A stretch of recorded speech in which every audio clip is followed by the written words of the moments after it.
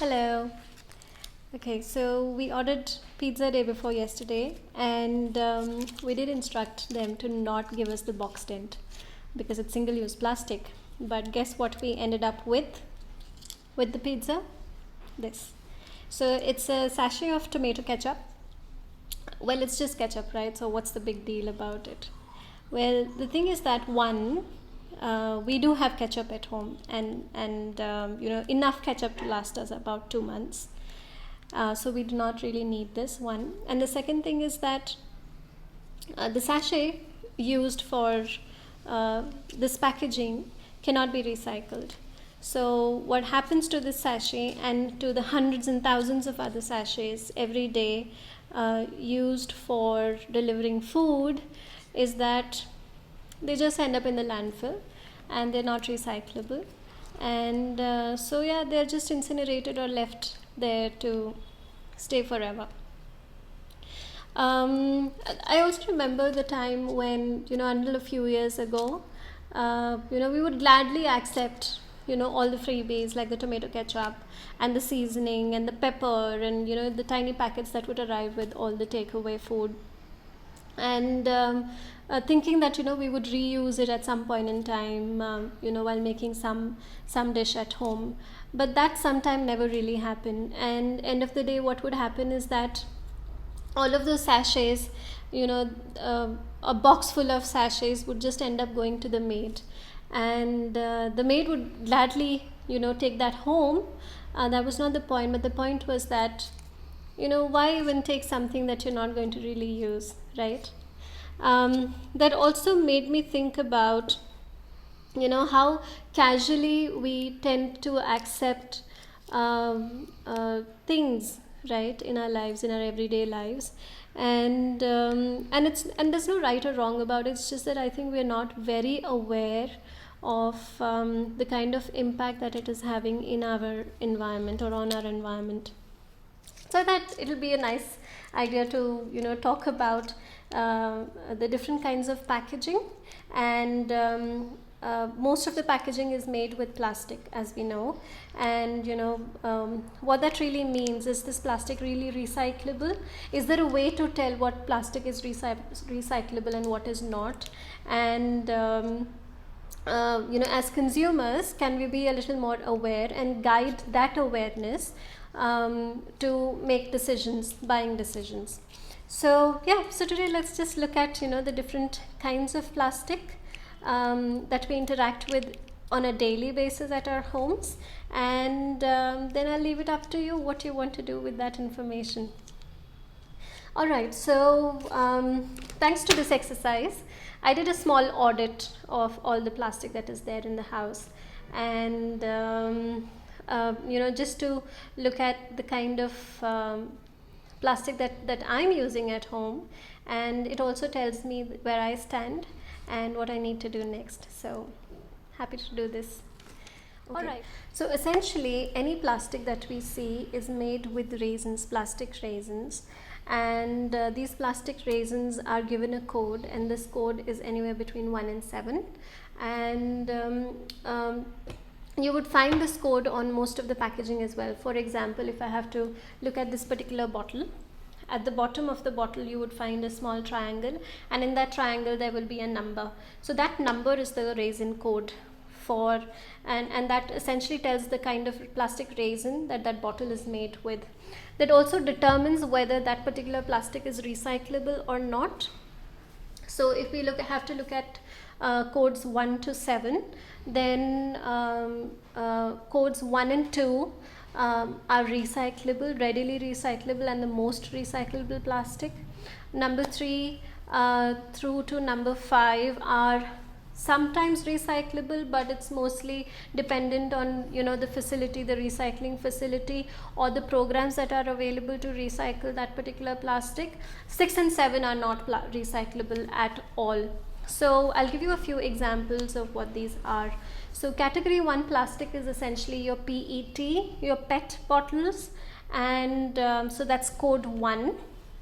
they come in these different shades also. They're clear bottles, but they also come in these different shades. And if your triangle says 1 at the bottom, it means it's PET, highly recyclable. So the best thing to do with PET is to send it back to the kabadiwala or to the company that is sending you the plastic. Number 2 is HDPE. So an HDPE bottle is very sturdy, it's very strong, and it's white in color mostly. And at the bottom it would say 2 in the triangle.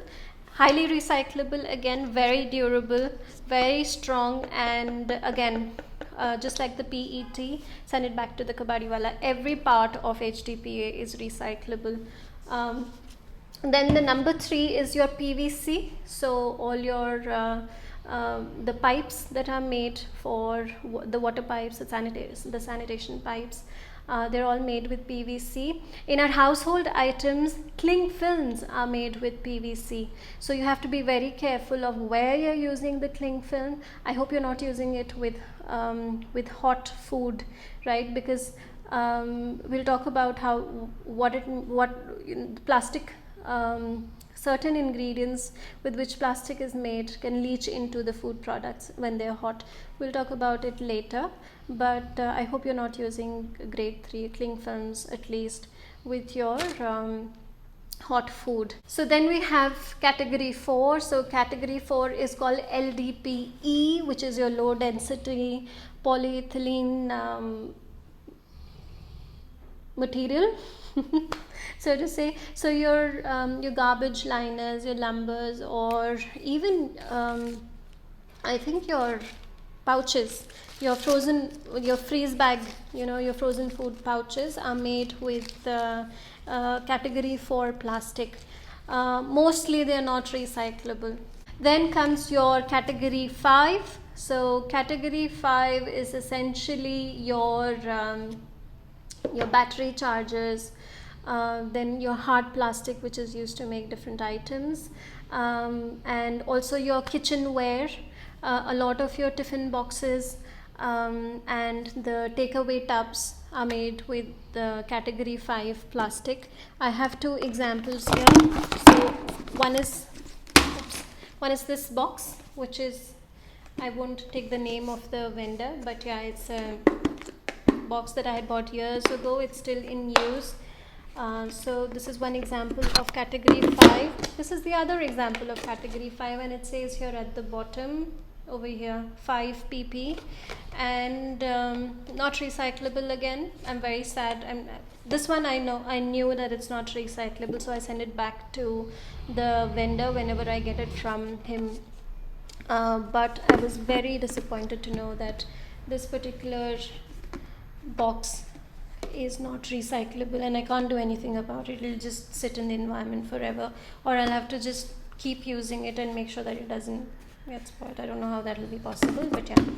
So this is category 5. Then category 6 is your styrofoam.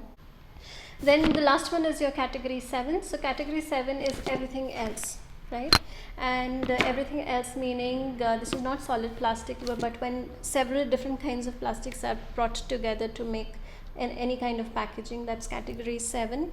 So all of your food packaging, right? For example, this packet over here, our favorite.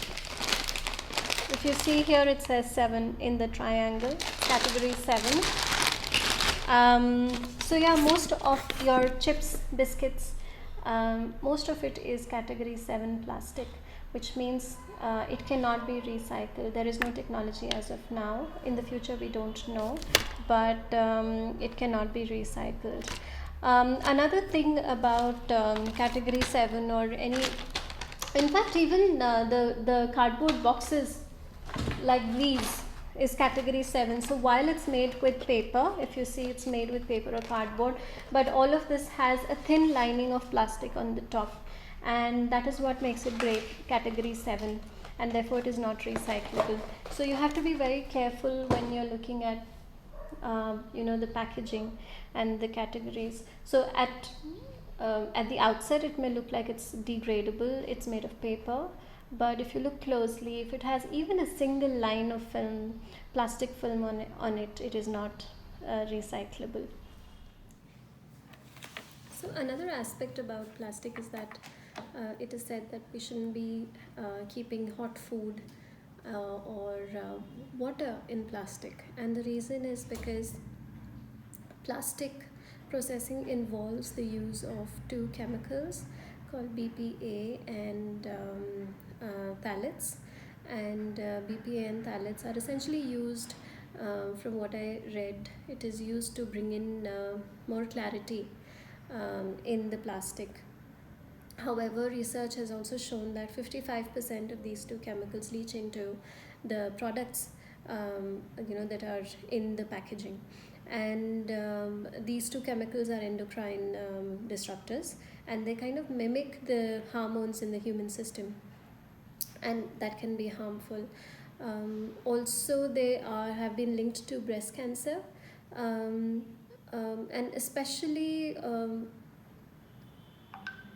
the younger children, infants, newborn babies, and also children who are yet to be born. The impact of these two chemicals on this section, it's quite concerning to the general community, to the medical practitioners. I hope this information helps you make choices and decisions uh, which are more sustainable. A very simple example is that when you're traveling, and you know that you're going to be out of the house for several days, and you're a coffee drinker. So instead of going in for those little coffee sachets, I know they're very convenient, but why not go for the bigger jar and just put a spoon in it and carry it with you, right? It's less strain on the environment, and it's something that you can do at your own personal level to reduce your impact on the environment. So that's it from me. Have a good day. Bye bye.